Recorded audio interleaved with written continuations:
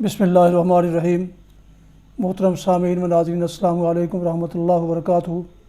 امید ہے اللہ تعالیٰ کے فضل و کرم سے خیریت سے ہوں گے۔ اللہ تعالیٰ آپ کو، آپ کے اہل خانہ کو ہمیشہ اپنے حفظ و امان میں رکھے۔ کڑوے گلاب سلسلے کا ولاگ پیش کرتا ہوں، جس کا مضمون جناب محمد سلیم بٹ صاحب کی کتاب پاک نگری سے لیا گیا ہے، اور یہ مضمون کا ایک کالم کی صورت میں ملک کے قومی اخبار روزنامہ نوائے وقت میں 13 جون سن 2008 کو شائع ہو چکا ہے۔ شروع کرتے ہیں کڑوے گلاب سلسلے کا ولاگ۔ عنوان ہے اگلا صدر پاکستان بلوچستان سے ہونا چاہیے۔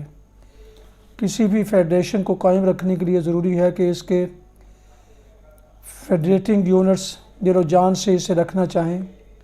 یہ اسی وقت ممکن ہے جب ان کو اس بات کا احساس اور یقین ہو کہ فیڈریشن میں ان کے حقوق محفوظ ہیں اور ان کی آواز بھی سنی جاتی ہے، نیز قومی معاملات، قومی آمدنی اور قومی اثاثہ جات میں ان کی نمائندگی اور حصہ بقدر جثہ ان کو مل رہا ہے۔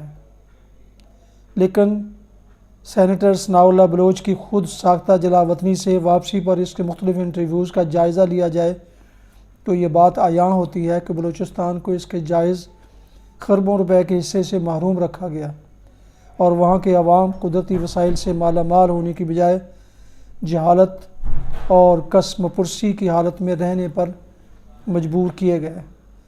قوم کے بڑوں کو اس بات کا ہمیشہ احساس ہونا چاہیے کہ کسی بھی فریق کی حق تلفی نہ ہو، خاص طور پر چھوٹے صوبے احساس محرومی کا شکار نہ بنے۔ پاکستان فیڈریشن کے وجود کو کمزور کرنے کے لیے غیر ملکی اسلام اور پاکستان دشمن قوتیں تو شروع سے ہی یکجا ہو کر ایک مربوط پلاننگ پر عمل پیرا ہیں، اور انہوں نے ہمارے منہ میں خاک، ہمارے خاتمے کے سال، دن اور تاریخیں مقرر کر کے نقشے بھی چھاپ دیے ہیں۔ غیر ملکی آقاؤں سے ہماری مسلسل وفاؤں اور ان کی آگ میں کودنے کے باوجود ہماری خدمات کو سراہنے کے بجائے ہمیں ایک کتے سے تشبیہ دے رکھی ہے۔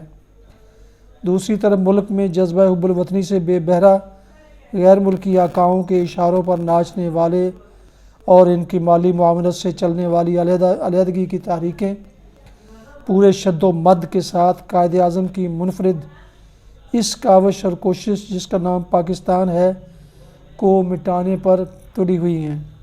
ایسے اقدامات کیے جا رہے ہیں جس سے لسانی گروہی صوبائی تعصبات اپنی انتہا کو پہنچے ہوئے ہیں۔ بھانت بھانت کی بولیاں اور منصوبے سامنے آ رہے ہیں۔ دن دہاڑے سرکاری سرپرستی میں لوگوں کا اغوا، خود کش حملے، عدالتی بحران، قوم کا اپنے نمائندوں کے چناؤں میں منتشر مینڈیٹ دینا، بجلی و پانی، بے روزگاری اور ضروریات زندگی کی فراہمی میں ناکامی نے ہمیں ایٹمی طاقت ہوتے ہوئے بھی غیر محفوظ کر دیا ہے۔ ملک میں ہر آئے دن نئے فتنے سر اٹھا رہے ہیں۔ ایسے میں چاہیے تو یہ تھا کہ چاروں صوبوں کے بڑے لوگ سر جوڑ کر بیٹھتے اور قومی انتشار کا کوئی حل ڈھونڈتے، لیکن افسوس کہ آہستہ آہستہ ایسی محوری شخصیات بھی معدوم ہو گئی ہیں، لہٰذا سارے صوبوں اور قوم کے ہر فرد کو یہ یاد دلانا ضروری ہے کہ مضبوط اور متحد پاکستان کی کیا اہمیت ہے۔ یہ تب ہی ممکن ہے جب صوبہ پنجاب اور سندھ اپنے چھوٹے بھائیوں یعنی بلوچستان اور سرحد کے لیے زیادہ ایثار اور عملی قربانی کا مظاہرہ کریں۔ مقام شکر ہے کہ اللہ تعالیٰ نے سرحد کے عوام کو صحیح فیصلہ کرنے میں مدد دی اور ANP کو مسند اقتدار پر بٹھا دیا، جبکہ بلوچستان میں قوم پرست نہیں ابھر سکے۔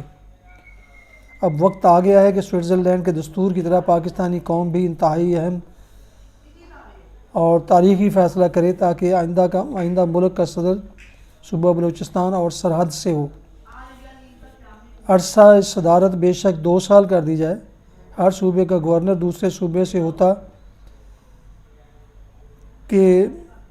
تاکہ ملکی یکجہتی کی طرف قدم اٹھائیں۔ ایسے ہی اگر صدارت صوبہ بلوچستان کو ملے تو چیئرمین سینٹ سرحد سے ہو قومی اسمبلی کی اسپیکرشپ ہمیشہ کے لیے صوبہ سندھ کو دے دی جائے اور پرائم منسٹر کا انتخاب کھلا چھوڑ دیا جائے۔ ویسے تو ماضی اور حال میں بلوچوں کو پاکستان میں راج کرنے کے پورے مواقع ملے، جیسے کہ جناب غلام مصطفیٰ جتوئی، میر ملک شیر مزاری، میر ظفر اللہ جمالی کا وزرائے اعظم پاکستان بننا، سردار فاروق احمد لغاری کا صدر پاکستان ہونا، جناب ذوالفقار علی کھوسہ کا گورنر پنجاب ہونا، سردار دوست محمد کھوسہ کا وزیر اعلیٰ پنجاب بننا، حالیہ چیف سیکرٹری بلوچستان بھی بلوچ ہیں۔ ان سب کے علاوہ آج کل پورے پاکستان کی سیاست کی کنجی جناب آصف علی زرداری کے ہاتھ میں ہے۔ بلوچ شاید اس کو بلوچ مانتے ہیں جو بلوچستان میں پیدا ہوا ہو، پلا بڑھا ہو، جیسے امریکہ میں کوئی شہری اس وقت تک امریکہ کا صدر نہیں بن سکتا جب تک کہ اس کی پیدائش امریکہ میں نہ ہوئی ہو۔ اگر یہ شرط نہ ہوتی تو شاید ہنری کسنجر بھی امریکی صدارت کے جھولے میں بیٹھ سکتے تھے۔ تو بات ہو رہی تھی چھوٹے صوبوں کی اشک شوئی کی، جیسے سینٹ میں چاروں صوبوں کو بلا لحاظ آبادی برابری کے حق کی بنیاد پر نمائندگی دی گئی۔ یہ صرف جمہوری طور میں ہی ممکن ہے، کیونکہ صدر مشرف تو نہ پاکستان نہ پاکستانیوں کے متعلق کبھی سوچ آئی ہے۔ صدر مشرف کو نہ پاکستان نہ پاکستانیوں کے متعلق کبھی سوچ آئی ہے، سوائے اس کے کہ گھسیٹ مسیٹ کے عزت یا بے عزتی سے صدر ایوب یحییٰ خان اور جنرل ضیاء الحق سے زیادہ برسر اقتدار رہنے والا فوجی آمر جانے جا سکیں۔ عامر اور جابر خود پرست صدر نے افغانستان کے مسئلے پر کسی سے مشورہ لینے کے لیے کسی کو درخور اعتنا نہ سمجھا، یہاں تک کہ ملک کے دفاع کا انتہائی معاملہ اپنے فوجی بھائیوں کو بھی اعتماد میں لینا اپنی توہین سمجھی۔ کابینہ یا قومی اسمبلی سے تو دور کی بات ہے، جب مصر کو مجبور کیا گیا کہ وہ اسرائیل سے صلح کرے تو اس وقت انہوں نے کافی وقت مانگا اور ساتھ ہی اس بات کا مطالبہ کیا کہ ان پر واجب بین الاقوامی مالیاتی اداروں کے تمام قرضہ جات معاف کر دیے جائیں، چونکہ امریکن اسی وقت ہاتھ آتے ہیں جب یہ پھنسے ہوں، لہٰذا انہوں نے یہ مطالبہ تسلیم کر لیا۔ ہمارے یہاں تو لوگ افغانستان کے نام پر حاصل کیا ہوا اسلحہ بیچ کر اوجڑی کیمپ کو آگ لگا کے مدعا غائب کر دینے کو ہی بہت بڑا انعام سمجھتے ہیں۔ ہمارے حاکم شروع سے ہی قومی سوچ اور مفاد سے بے بہرہ رہے ہیں۔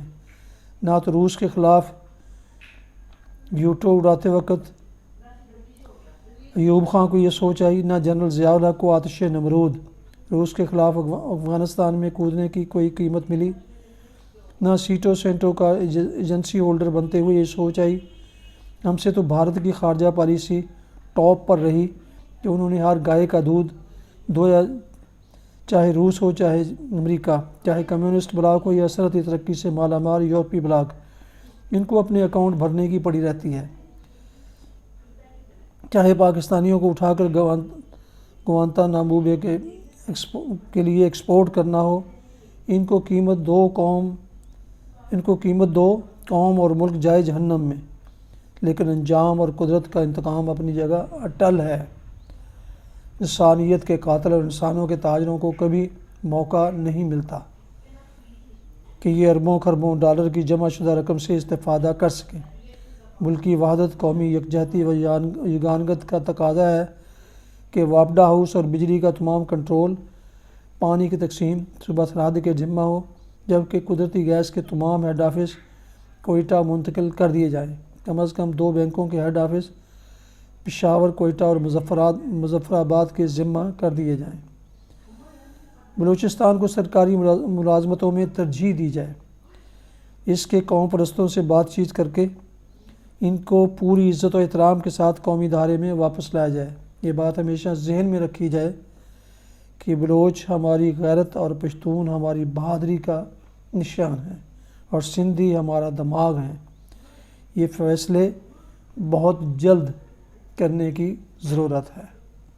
روزنامہ نوائے وقت 13 جون سن 2008 ناظرین و سامعین محترم، یہ تھا آج کا کڑوے گلاب سلسلے کا ولاگ، جس کا عنوان تھا اگلا صدر پاکستان صوبہ بلوچستان سے ہونا چاہیے۔ آخر میں ایک دفعہ پھر گزارش ہے کہ جن دوستوں نے ابھی تک میرے یوٹیوب چینل BA رشیدی کو سبسکرائب نہیں کیا اور وہ چاہتے ہیں کہ ایسے معلوماتی اور دلچسپ ولاگز اور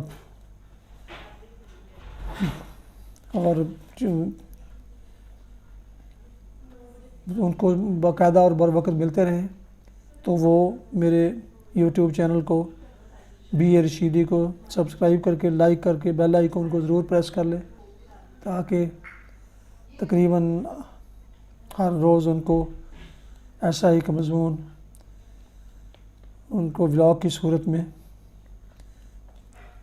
باقاعدہ اور بر وقت ان کو ملتا رہے۔ اللہ تعالیٰ آپ کا حامی و ناصر ہو، اللہ تعالیٰ آپ کو، آپ کے اہل خانوں کو ہمیشہ اپنی حفظ و امان میں رکھے، آمین۔ اپنا بہت خیال رکھیے گا،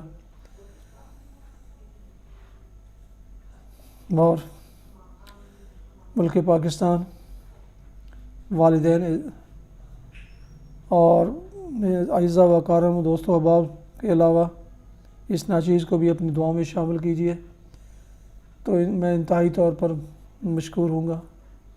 السلام علیکم ورحمۃ اللہ وبرکاتہ۔ پاکستان زندہ باد۔